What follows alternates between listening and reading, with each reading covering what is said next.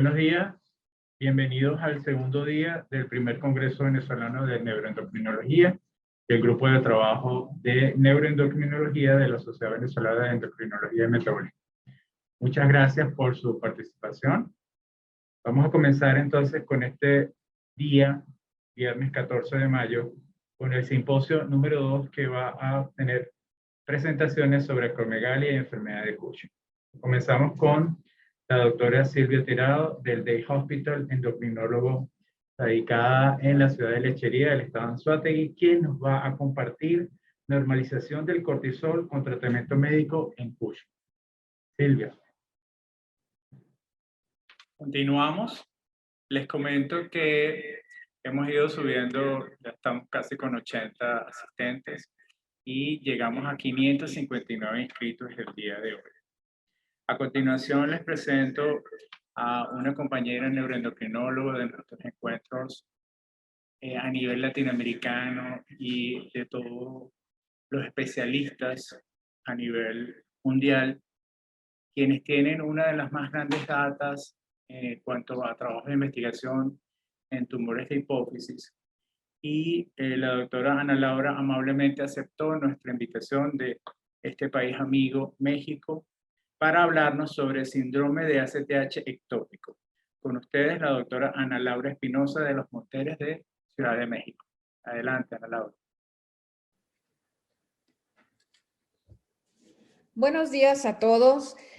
Para mí es un honor estar con ustedes compartiendo el día de hoy en este primer Congreso Venezolano de Neuroendocrinología, organizado por la Sociedad Venezolana de Endocrinología y Metabolismo. Agradezco al doctor Paul Campero su amable invitación y estoy con ustedes para hablar del síndrome de Cushing ectópico por producción de ACTH. Y quisiera empezar por comentarles el caso de esta paciente, una mujer de 34 años que se presentó en nuestra consulta en el año 2008. Ella tenía un cuadro clínico típico de síndrome de Cushing con obesidad central, estrías venosas, debilidad, hipertensión arterial y diabetes. En el estudio bioquímico llamó la atención el que tenía un nivel elevado de cortisol urinario, libre urinario. Durante la prueba de supresión con dosis baja de dexametasona, ella mantuvo niveles elevados de cortisol, un nivel de ACTH de 87. La prueba de supresión con dosis alta de dexametasona fue negativa para enfermedad hipofisiaria con una supresión apenas del 18%. En la resonancia magnética de hipófisis no fue posible evidenciar ninguna lesión, por lo que fue llevada a muestreo del seno petroso, en donde identificamos la ausencia del gradiente de ACTH a nivel central y periférico, con la sospecha de síndrome de Cushing ectópico. Se hizo una tomografía de tórax, que pueden ustedes ver aquí, en donde identificamos un nódulo pulmonar apical izquierdo de 2.7 por 2.9 centímetros, el cual fue identificado también en el estudio de medicina nuclear con Octroscan, el cual, como ustedes pueden ver, fue positivo. La paciente fue llevada a cirugía de tórax y el estudio histopatológico de la resección del tumor reportó un carcinoma neuroendocrino pulmonar de 3.7 centímetros con metástasis a 4 ganglios. La inmunohistoquímica fue positiva para ACTH y después de la resección del tumor se obtuvo remisión clínica del cuadro, remisión bioquímica con normalización del cortisol libre urinario, una supresión ya normal con dosis baja de dexametasona y un nivel normal de ACTH. La paciente fue llevada a tratamiento con quimioterapia y durante el seguimiento, les muestro aquí en esta línea del tiempo, se realizó un seguimiento con la medición periódica de cortisol libre urinario y la realización de tomografía de tórax. Todo se mantuvo perfectamente normal. Sin embargo, en el año 2015, 7 años después, en la tomografía de tórax nuevamente se identificó una lesión tumoral con adenomegalias mediastinales. De igual manera, el Octroscan, el estudio de medicina nuclear marcado con octreótido, fue positivo para lesión tumoral y nuevamente la paciente presentó datos clínicos compatibles con el síndrome de Cushing y alteración en las pruebas bioquímicas, nuevamente con hipercortisolismo. La paciente fue llevada nuevamente a cirugía de tórax con resección de una lesión de pequeño tamaño, de menos de 1 centímetro, que confirmó nuevamente carcinoma neuroendocrino pulmonar con metástasis a un ganglio, con inmunohistoquímica positiva para ACTH, es decir, recurrencia del síndrome de Cushing ectópico, y la paciente fue llevada nuevamente a quimioterapia. Actualmente la paciente se mantiene asintomática y las pruebas de imagen y las pruebas bioquímicas se mantienen negativas. Pues bien, les comento que la primera asociación entre síndrome de Cushing y cáncer se realizó en el año 1928, se le atribuye a Brown, cuando describió una mujer que tenía un carcinoma pulmonar, además de datos compatibles con síndrome de Cushing y la evidencia de hiperplasia suprarrenal bilateral. Más tarde, en 1962, Mieder y Lidl identificaron la actividad biológica de ACTH en un carcinoma broncopulmonar y denominaron por primera vez a este escenario como síndrome. En 1972, en una serie de casos de la que para entonces era la serie más grande de pacientes con síndrome de Cushing ectópico, reportó la presencia de este síndrome. Esta fue una serie de 6 instituciones del Reino Unido. Actualmente sabemos que la secreción ectópica de ACTH es muy probable que se deba a la amplificación inducida por estos fenómenos oncológicos, oncogénicos, de fenómenos biológicos que normalmente existen en las células no hipofisiarias a través de las cuales se origina el cáncer. Como todos sabemos, la hipófisis es la glándula que de manera normal se encarga del procesamiento de la propiomelanocortina y de la secreción eutópica de ACTH. Sin embargo, es en el contexto de estos fenómenos anormalmente que se presenta la secreción ectópica de ACTH en tejidos no hipofisiarios. La frecuencia del síndrome de Cushing ectópico, de acuerdo a algunas series endocrinológicas, es muy baja y va por ahí del 6%. Si lo comparamos con la frecuencia en la que se presenta la enfermedad de Cushing ocasionada por un tumor hipofisiario, pues es indudablemente más baja. Por otro lado, el Cushing de origen suprarrenal también es más frecuente que el síndrome de Cushing ectópico. Cuando nosotros revisamos algunas otras series no endocrinológicas desde un punto de vista más oncológico, vemos también que la frecuencia del síndrome de Cushing ectópico es baja. De hecho, las neoplasias neuroendocrinas que no se asocian a la producción ectópica de ACTH se pueden presentar hasta en el 94% de los casos y únicamente 6 al 9% de los casos se asocian a la producción ectópica de ACTH. Entonces, como ustedes ven, este síndrome es realmente poco frecuente, pero no por eso deja de tener ciertos retos en el diagnóstico y el abordaje. Vemos aquí cuáles son los tumores que más frecuentemente se asocian a la producción ectópica de ACTH y como ustedes pueden ver en esta figura, pues son sobre todo tumoraciones localizadas a nivel de tórax y de cuello. En segundo lugar, tumores abdominales y existe un pequeño grupo de pacientes en los cuales la neoplasia no logra ser identificada durante un seguimiento prolongado. Es lo que conocemos como tumores ocultos productores de ACTH, en los que no podemos precisar cuál es el origen de la producción de esta hormona. En esta tabla de una publicación muy reciente del año pasado, les muestro cuáles son las causas más frecuentes del síndrome de Cushing ectópico. Estos son reportes de series y miren cómo de manera interesante en los primeros años en los que fueron descritos un mayor número de pacientes, pero ya hace varias décadas, en 1969 con Lidl, se describía que la causa más frecuente era el tumor de células pequeñas de pulmón, ocupando hasta el 50% de los casos. Conforme se ha ido reconociendo más este síndrome, vemos que la causa más frecuente en realidad es el carcinoide bronquial. Miren ustedes estas series que son más frecuentes en todas ellas, indudablemente el carcinoide bronquial ocupa un mayor número de casos y vemos de manera interesante la proporción en las que en cada una de estas series se identificaron casos ocultos, en algunos tan bajos como del 6 al 8% y en otras series hasta en el 18% de los casos. Podemos también comentar que conforme se ha ido identificando la presentación de este síndrome, sabemos actualmente que existen diversas maneras en las que se puede presentar en cada uno de los pacientes y actualmente se reconocen por lo menos 4 formas de presentación. Una de ellas, de hecho la más frecuente, es el síndrome de Cushing ectópico manifiesto, que es cuando la neoplasia se descubre o se identifica al momento del diagnóstico del síndrome de Cushing. Tenemos casos de síndrome de Cushing encubierto, cuando la neoplasia no se identifica en el momento en el que el paciente presenta hipercortisolismo, pero durante el seguimiento a largo plazo, de años o meses después, será posible identificar el tumor. Tenemos los casos de síndrome de Cushing ectópico oculto, que ya les comentaba yo, que son aquellos en los que no es posible identificar durante todo el tiempo de seguimiento del tumor, y algunos otros que se consideran paraneoplásicos cuando el síndrome de Cushing se manifiesta durante la historia natural de una neoplasia ya conocida.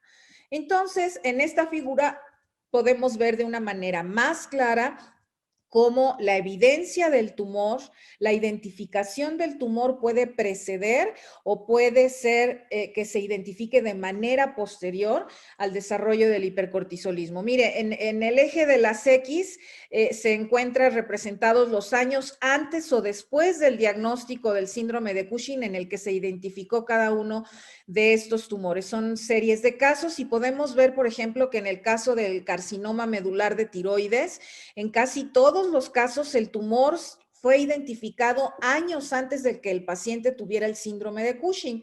Por otro lado, vemos algunas series en las que nos reportan la presentación del carcinoide bronquial, como en varias de ellas el carcinoide fue identificado hasta años después de que se presentara el hipercortisolismo. Y desde luego vemos muchos casos en los que el hipercortisolismo y la identificación de la neoplasia fue posible realizarla al mismo tiempo. Con lo que respecta al cuadro clínico, pues también es importante mencionar que este es muy variado.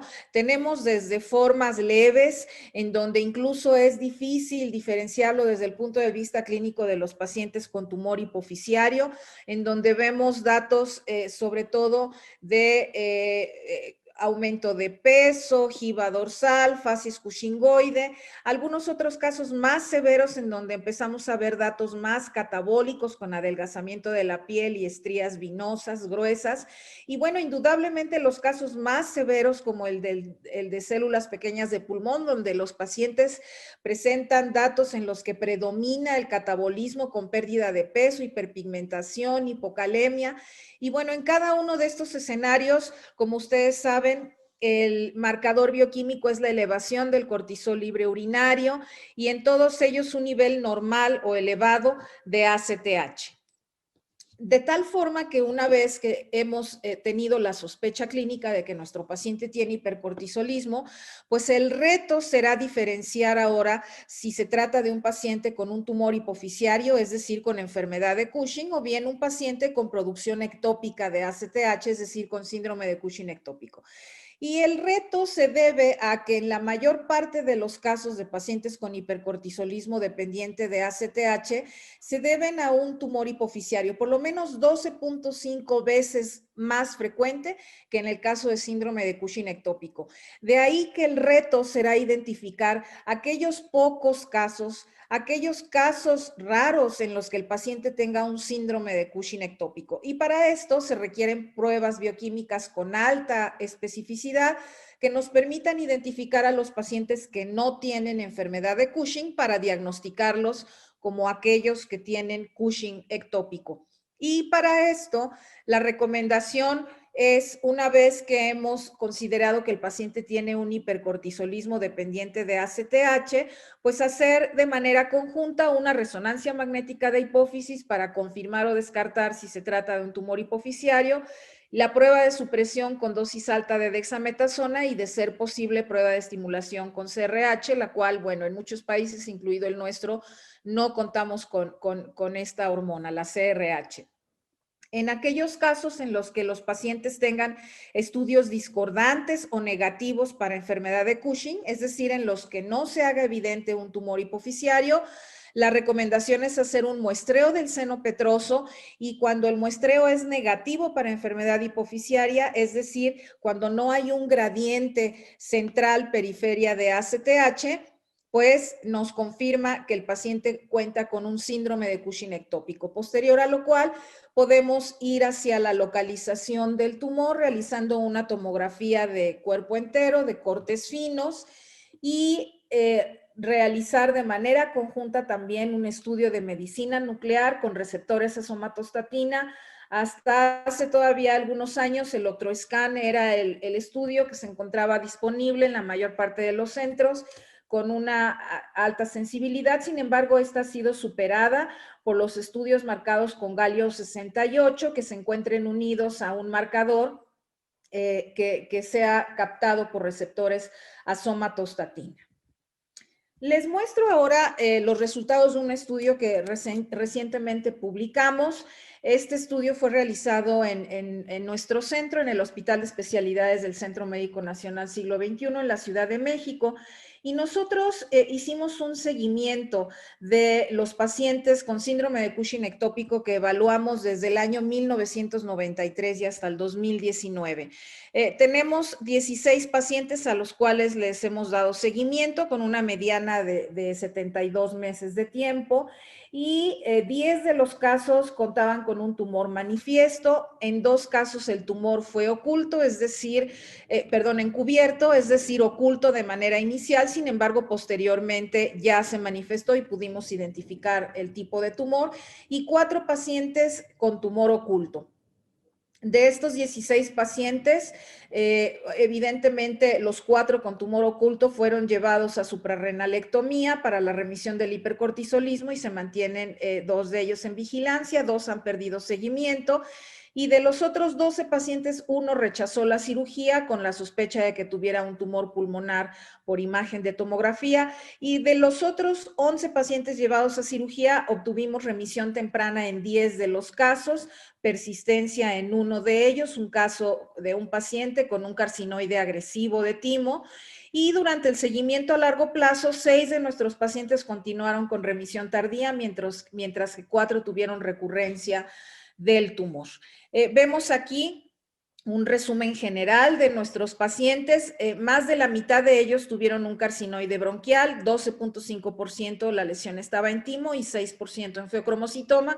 Recordemos que el 25% de los casos tuvieron un tumor oculto. La resección tumoral llevó a la remisión en el 91% de los casos, con recurrencia en el 40%. 43% de nuestros pacientes fueron llevados a suprarrenalectomía y reportamos una mortalidad del 18%. Les quiero mostrar ahora los reportes de algunas series con respecto a los desenlaces tempranos después del tratamiento quirúrgico del síndrome de Cushing ectópico. Y bueno, en esta lámina vemos el informe de 13 series que incluyeron 267 pacientes sin que viéramos diferencia con respecto al género, una edad promedio de 38 años, y los pacientes fueron seguidos por un promedio de 60 meses. Vemos un índice de remisión del 76% en promedio, aunque lo cierto es que hubo una variabilidad grande con un rango que iba desde el 25% de remisión en los casos de tumores pancreáticos hasta el 100% en 2 series que tuvieron carcinoide broncopulmonar. Las metástasis identificadas al momento de la cirugía se encontraron en el 40% de los casos, del 20 al 50% en ganglios linfáticos, mientras que en casi una cuarta parte de los casos se identificaron metástasis a distancia. Ahora bien, durante el seguimiento a largo plazo, que ya les decía yo que fue en promedio de 60 meses, vemos los siguientes desenlaces tardíos. una recurrencia del 28%, muy parecida a la de nuestra serie, aunque también con una variabilidad muy amplia, un rango desde el 0% en carcinoides broncopulmonares hasta el 86% cuando el tumor se encontró en algún otro órgano, como en timo o en algunos otros órganos. La mortalidad reportada del 32% siendo mayor en aquellos casos en los que el tumor era diferente al carcinoide broncopulmonar, en donde hubo algunas series en donde incluso la mortalidad fue nula. Entonces, pues como podemos ver, dependiendo del tipo de tumor, la evolución clínica de los pacientes es muy variada. Con lo que respecta a la mortalidad en los pacientes con síndrome de Cushing ectópico, pues esta también es muy dependiente del tipo de tumor. Índices más elevados en pacientes que tienen patología múltiple comparados con aquellos que tienen carcinoide bronquial. En esta serie italiana, que incluyó 23 pacientes, se reportó una mortalidad del 40% en pacientes únicamente con carcinoide bronquial. Ellos identificaron como factores predictores de sobrevivencia, pues el estadio histopatológico del tumor, el estadio clínico e histopatológico de los ganglios, la histología del tumor, la recurrencia a distancia y el nivel de Ki-67. Por otro lado, en esta otra serie del Reino Unido, que incluyó 40 pacientes con un seguimiento más largo que el de la serie italiana, vemos una mortalidad más elevada hasta del 62%. Y aquí, en este caso, los factores predictores de sobrevivencia fueron la histología del tumor. Como vemos ustedes, la sobrevida fue mayor en el caso de los pacientes con neoplasias neuroendocrinas que fueran diferentes al tumor de células pequeñas de pulmón, que es los que tuvieran los índices más bajos de sobrevida.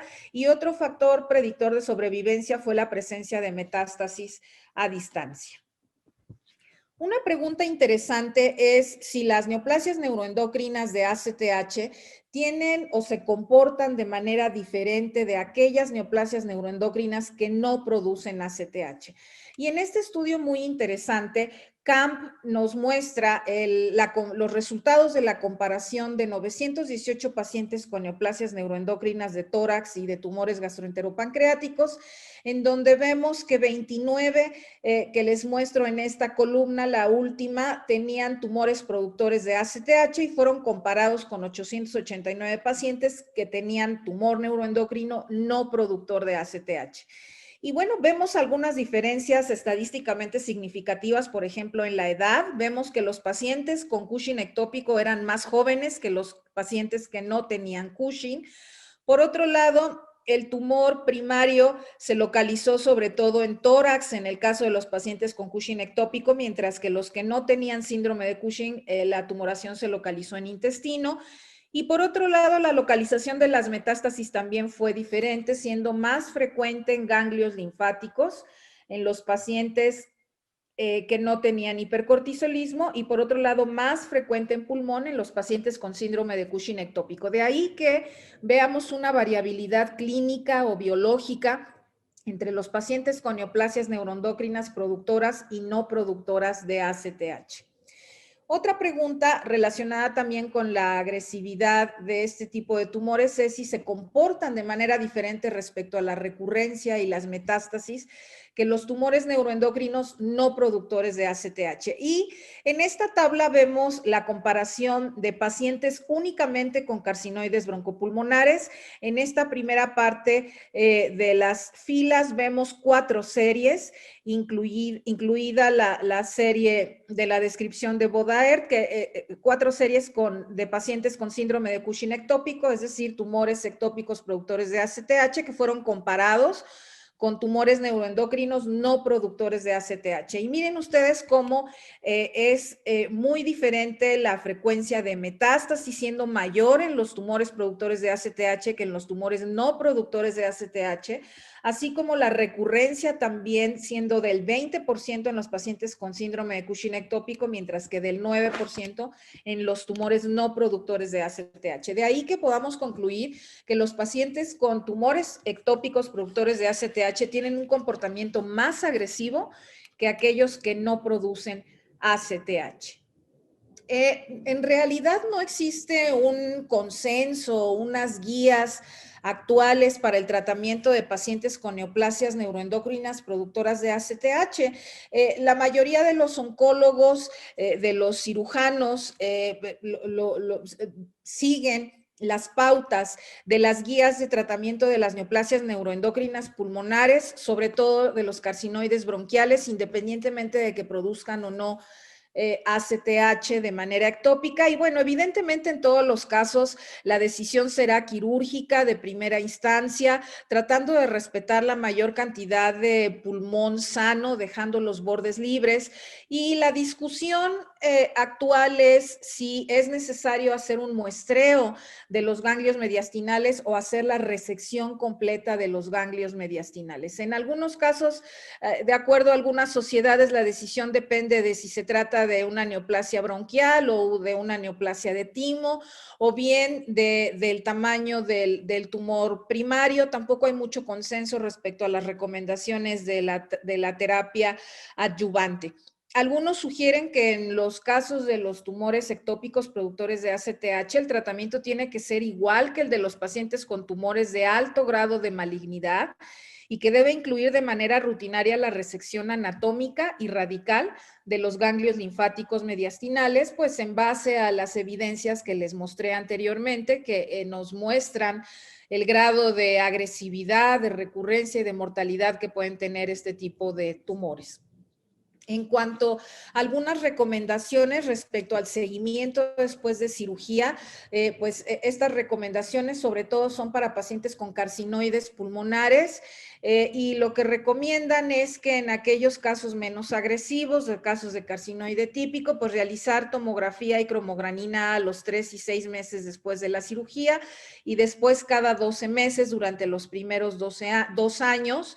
Posteriormente, tomografía cada 3 años y llevarla a largo plazo. Como ustedes recordarán el caso que les comenté de la paciente que se presentó en nuestro servicio, hubo una recurrencia 7 años después de la curación.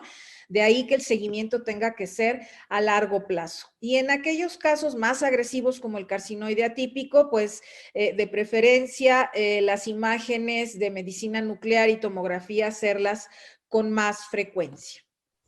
Bien, podemos concluir con la información de la que hemos hablado, que las manifestaciones clínicas del síndrome de Cushing son diversas. Podemos tener un escenario con un hipercortisolismo leve, en donde el cuadro clínico sea muy semejante al de los pacientes con tumor hipoficiario, en donde incluso el tumor pudiera ser oculto o de pequeño tamaño, o bien cuadros más severos con datos más importantes de catabolismo, con un tumor ampliamente manifiesto o incluso metastásico que comprometa incluso la vida.